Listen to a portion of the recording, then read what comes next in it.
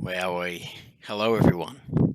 I thought I'd make this video to talk you through the assignment that we're going to be doing, particularly for those of you who would not be able to attend the lessons next week, which I think seem to be a fair amount of you, which is completely fine. Now you'll find that you've received an email from Mrs. Sard, which will direct you to the film via ClickView.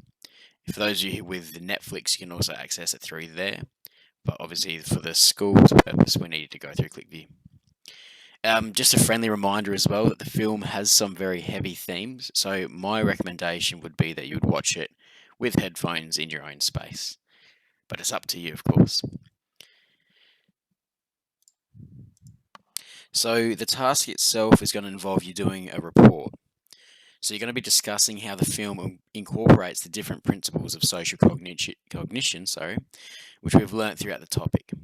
You'll notice it says discuss, so if we're thinking of our lead-in verbs, this is going to mean you'll be required to talk about many of the different issues that we've explored within the topic from a range of different perspectives, so both for and against, and you'll find that it's quite applicable when you're reading through the different events that we'll be addressing throughout the film. In terms of the actual format of the report, generally I would recommend going for the written report because that's sometimes the easiest way to demonstrate your learning. However, I know a lot of you do benefit from demonstrating your knowledge in a lot of different ways. So if you feel using an infographic or a poster, a TED talk, a video, or even a voice recording would be easier, more effective for you to discuss the 9 events of the film, you're more than welcome to do so. Please don't hesitate. Just let me know if you do want to consider doing a different sort of format. That way I can just make sure that how you're intending to address it is going to be properly addressing the assessment criteria. We'll be expected to use quotes, and I do encourage you to use these as frequently as you can to support the points that you try to make. But with that being said, don't just throw them in just for the sake of it. It does need to be meaningful, so it needs to be legitimately supporting what you're trying to put across.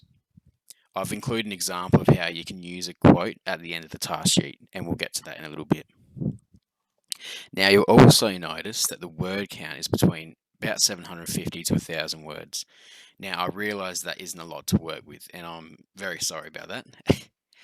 SACE only gives us a limited number of words to use within our tasks, and this is as many as we can spare. That being said, if you are a little bit over the word count, within reason, it should be okay. I should also mention that if you choose to do this in a different format, then it would be to the equivalent of 1,000 words. So for example, a 5-minute voice recording would be the equivalent to 1,000 words, and etc, etc. If you have any questions relating to that, just let me know. Alright, so the third page contains just a general overview of what you'll be doing, as well as a number of screenshots of the main characters for you to refer to when you actually start writing your report. You might find that helpful because it's like, oh, who was this person again? Ah, yep, there they are. Now, the one I do want you to focus on is that important dates box.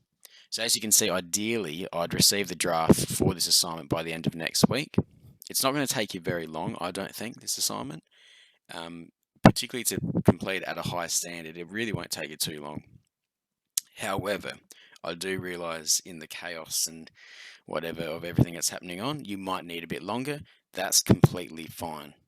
If you need an extra week or two, just let me know. I thought I would put this due date here because some of you might just want that extra push to motivate yourself to get it done, get it over and out of the way so you can focus on other work. See how you go first and just let me know when you can. So the next few pages are just a scaffold of the events you'll be writing about in your report. There's 9 events in total, and that indicates that there's going to be 9 segments for your final report. You'll notice that the event has a heading giving a description of what it is,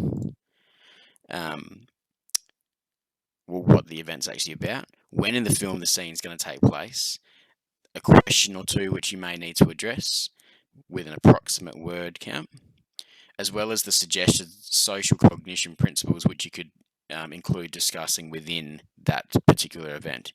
If there's other aspects of social cognition which you think might apply, please feel free to do so. That's just there for extra scaffolding for you. Now, the big notes box that I've included there is only to use as you're watching the film and not for your final report. So I don't want to see the task sheet just you filled in these text boxes and you're handing that up. You do need to write it in a proper report style.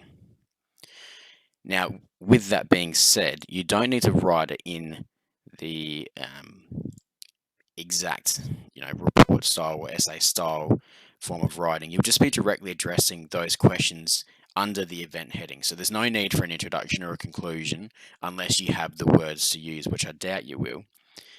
So it's just writing underneath these event headings.